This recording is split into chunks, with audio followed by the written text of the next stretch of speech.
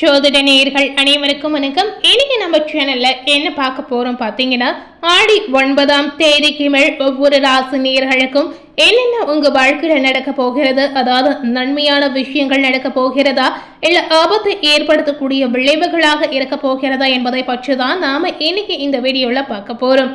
ஆடி 9ஆம் தேதிக்கு மேல் விருச்சிக ராசி நேயர்களுக்கு என்னவெல்லாம் நடக்க போகிறது என்பதை கண்டிப்பா அனைத்து விருச்சிக ராசி நேயர்களும் இந்த வீடியோவை ஸ்கிப் பண்ணாம முழுமையாக பார்த்து பயன்பெறுங்க. இந்த காலகட்டம் உங்களுக்கான ஒரு காலகட்டமாக இருக்க போகிறதா இல்லையா என்பதை நம்ம தெரிந்து கொள்ளலாம். அதற்கு முன்னாடி குலதெய்வத்துடைய பரிபூரண அருள் உங்களுக்கு கிடைக்கணும்னா இந்த ஒரு விஷயத்த மறக்காம பண்ணிடுங்க. குலதெய்வத்தின் அருள் முழுமையாக கிடைக்கணும்னு ஆசைப்படக்கூடிய எந்த நேயர்களா இருந்தாலும் சரி, இந்த ஆடி மாதத்துல இந்த ஒரு வழிபாட்டை மட்டும் நீங்க மிஸ் பண்ணாம பண்ணீங்கன்னா போதுங்க. நினைத்தது நிறைவேறும். உங்களுடைய வேண்டுதல் என்னவாக இருந்தாலும் நிச்சயமா நடக்கும் அப்படின்னு சொல்லியிருக்காங்க. ஸோ இந்த வழிபாடு எப்படி செய்யணும் அப்படிங்கிறத நம்ம முதல்ல பார்க்கலாம். ஆடி மாதம் என்றாலே அம்மன் வழிபாட்டிற்கும் குலதெய்வ வழிபாட்டிற்கும் மிகவும் சிறப்பான ஒரு மாதமாகவே சொல்லியிருக்காங்க.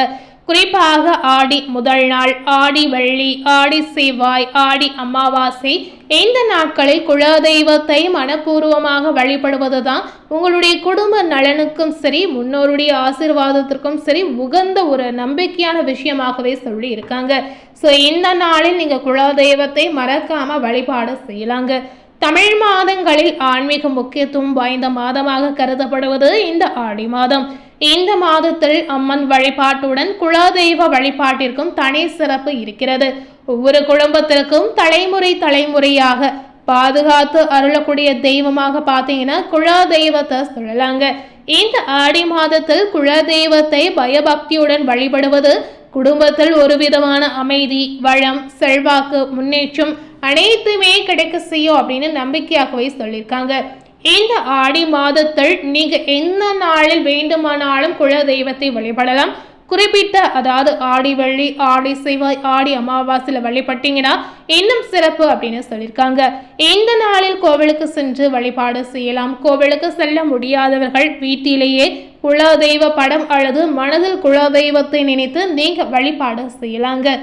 எந்த நேரத்தில் வழிபடலாம் என்ற சந்தேகம் கண்டிப்பா அனைவருக்கும் இருக்கும். இந்த குலதெய்வ வழிபாட்டிற்கு அதிகாலை 4:30 மணி முதல் 6 மணி வரை உள்ள பிரம்ம முகூர்த்த நேரத்துல நீங்க வழிபாடு செய்யலாம். இதுதான் இதற்கு உகந்த நேரமாக சொல்லியிருக்காங்க. இந்த நேரத்தில் வழிபட முடியாதவர்களுக்கு அதே போல காலை 6 மணி முதல் 8:30 மணி வரை நீங்க வழிபாடு செய்யலாம். எந்த நேரம் உங்களுக்கு சரியாக இருக்குதோ அதுல நீங்க வழிபாடு செய்யலாங்க.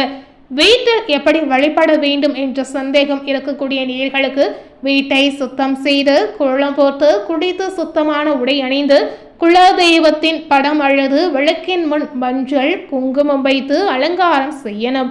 அதற்கு பின்னர் பார்த்தீங்கன்னா நெய் அல்லது நல்லெண்ணெய் தீபம் ஏற்றி பூக்களால் அலங்கரித்து தேங்காய், வாழைப்பழம், வெற்றிலை பாக்கு, சர்க்கரை பொங்கல் அல்லது உங்களுடைய குடும்ப மரபுப்படி படையல் வைத்து கூட நீங்க மனமாற வழிபாடு செய்யலாம். இந்த நாளில் குலதெய்வத்துடைய நாமத்தை 108 முறை சொல்லி வந்தீங்கன்னா இன்னும் சிறப்பான பலன் உங்களுக்கு கிடைக்கும் அப்படின்னு சொல்லியிருக்காங்க. என்ன வேண்டிக் கொள்ளலாம் அப்படின்னு உங்களுக்கு தோன்றும் பொழுது குடும்ப ஒற்றுமைக்காக நீங்க வேண்டிக் கொள்ளலாம். திருமண தடை நீங்குதல் இந்த பிரச்சனை இருந்தால் வேண்டிக் கொள்ளலாம். குழந்தை பேருக்காக வேண்டிக் கொள்ளலாம். கல்வி வளர்ச்சி, வேலை வாய்ப்பு, தொழில் முன்னேற்றம், பொருளாதார வளம், நல்ல ஆரோக்கியம் இதற்காக கூட நீங்க வேண்டிக் கொள்ளலாம். முன்னோருடைய ஆசீர்வாதம் கிடைப்பதற்கும் நீங்க மனமாற வேண்டிக் கொள்ளலாங்க. இந்த வழிபாட்டால் உங்களுக்கு என்ன பலன் கிடைக்கும் அப்படின்னு கேட்டீங்கன்னா, இந்த ஆடி மாதத்தில் குலதெய்வ வழிபாடு செய்வதன் மூலம் குடும்பத்தில் அமைதி ஏற்படும், உறவுகள் வலுப்பெறும், திருமண தடைகள் விலகிடும், குழந்தை பேரு நிறைய பேருக்கு கிடைப்பதற்கான வாய்ப்பு இருக்கிறது. தொழில் மற்றும் வியாபாரத்தில் முன்னேற்றம் ஏற்படலாம். கடன் சுமைகள் குறைந்திடும், தீய சக்திகளின் தாக்கம் விலகிடும், குடும்பத்திற்கு பாதுகாப்பு வளமும் கிடைக்கும் என்பது பக்தர்களுடைய நம்பிக்கையாகவே சொல்லியிருக்காங்க. இந்த ஆடி மாதத்தில் கடைபிடிக்க வேண்டிய விஷயம் என்னன்னு பார்த்தீங்கன்னா, தினமும் காலை மாலை விளக்கு ஏற்றலாம். ஆடி வெள்ளி மற்றும் செவ்வாய் கிழமைகளில் விரதம் இருப்பது, ஏழை எளியோருக்கு அன்னதானம் அல்லது தானம் வழங்குவது, குடும்பத்துடன் கோவில் தரிசனம் செய்வது, இந்த மாதிரி விஷயத்தை எல்லாமே நீங்க செய்வதற்கு ஒரு நல்ல மாதம் அப்படின்னு சொல்லியிருக்காங்க. இது எல்லாத்தையுமே நீங்க செய்து வந்தீங்கன்னா உங்களுடைய குடும்பத்தில் நினைத்து பார்க்காத அளவிற்கு நிறைய மாற்றங்கள் ஏற்படும் அப்படின்னு சொல்லியிருக்காங்க. ஸோ கண்டிப்பா இந்த ஆடி மாதம் குலதெய்வ வழிபாட்டை மட்டும் மறக்காமல் செய்திடுங்க. ஸோ விருச்சிக ராசி நேயர்களுக்கு ஆடி 9ஆம் தேதிக்கு மேல் என்ன பலன் கிடைத்திருக்கு என்பதை இப்ப பார்க்கலாம். தமிழ் மாதமே ரொம்ப ரொம்ப ஒரு முக்கியமான மாதம் அப்படின்னு சொல்லுவாங்க. அதுவும் ஆடி மாதம் ரொம்பவே ஸ்பெஷலான மங்களகரமான சக்தி வாய்ந்த ஒரு மாதமாக சொல்லியிருக்காங்க. ஒவ்வொரு தமிழ் மாதத்திற்கு பின்னாலையும் பார்த்தீங்கன்னா ஒரு அறிவியல் பூர்வமான உண்மை இருப்பதாக சொல்லியிருக்காங்க. இந்த ஆடி மாதத்தில் பல கிரக நிலைகளில் சில அதிசயங்கள் ஏற்படக்கூடிய ஒரு நாள் அப்படின்னு சொல்லியிருக்காங்க. இதன் மூலம் தான் உங்களுக்கு என்ன பலன் கிடைத்திருக்கு என்பதை பார்க்க போறோம். ஆடி மாதம் ஜூலை 17ஆம் தேதியான அன்றில் ஆரம்பித்து ஆகஸ்ட் மாதம் 16ஆம் தேதி வரை இருக்க போகிறது. 12 வருடங்களுக்கு பிறகு சிவராஜ் யோகத்துடன் ஆடி மாதமானது பிறக்கிறது. சூரியனும் குரு பகவானும் வீட்டில் இணைந்து உச்சபலத்துடன் இருப்பதுதான் சிவராஜ் யோகம். இந்த மாதத்தில் சூரியன், புதன், குரு கடகராசில பயணிக்க இருக்காங்க. சுக்கிரன் பாத்தீங்கன்னா கன்னி ராசியில இருக்க போகிறார். செவ்வாய் பாத்தீங்கன்னா சுக்கிரன் வீட்டில் இருக்கிறார். புதன் பகவான் இந்த நேரம் வக்ரமாக இருப்பதாக சொல்லியிருக்காங்க. ராகு கேதுவின் தாக்கம் அதிகமாகவே இருக்கிறது. சுக்கிரன் ராகுவினுடைய சேர்க்கையால் உங்களுக்கு நல்ல பலன் நிச்சயமாக கிடைக்க போகிறது. விருச்சிக ராசி நேயர்களுக்கு இந்த ஆடி 9ஆம் தேதிக்கு மேல் பார்க்கும் பொழுது சோம்பலை தவிர்ப்பது உங்களுக்கு ஏற்றத்தை தரும் அப்படின்னு சொல்லியிருக்காங்க. யோகமான பலன்கள் அதிக அளவில் கிடைக்கக்கூடிய ஒரு அற்புதமான வாய்ப்பு உங்களுக்கு மட்டுமே இருக்கிறது. துணையிடம் வாக்குவாதம் வைத்துக் கொள்ளாமல் இருப்பதுதான் இந்த காலகட்டத்தில் உங்களுக்கு நன்மையை ஏற்படுத்தும். தொழில் ரீதியாக காணப்பட்டிருந்த கஷ்டங்கள் பரிபூரணமாக நிவர்த்தியாகும் அப்படின்னு சொல்லியிருக்காங்க. எதிர்பார்க்காத இடத்தில் இருந்து வந்த நல்ல செய்திகள் இப்போ உங்களுக்கு நல்லபடியாக வந்து சேரும் அப்படின்னு சொல்லியிருக்காங்க. எழுப்பறியாக இருந்து வந்த சிக்கல்கள் அனைத்துமே இப்ப தீரலாம். அக்கம்பக்கத்தில் வாக்குவாதம் வைத்துக் கொள்ளாமல் இருப்பதுதான் இப்ப நல்லது. பயணங்களின் போது புதிதாக அறிமுகமாகும் நபர்களிடம் கவனமா செயல்படுங்க. ஸோ இந்த ஒரு விஷயம் உங்களுக்கு குறிப்பிட்டு சொல்லியிருக்காங்க.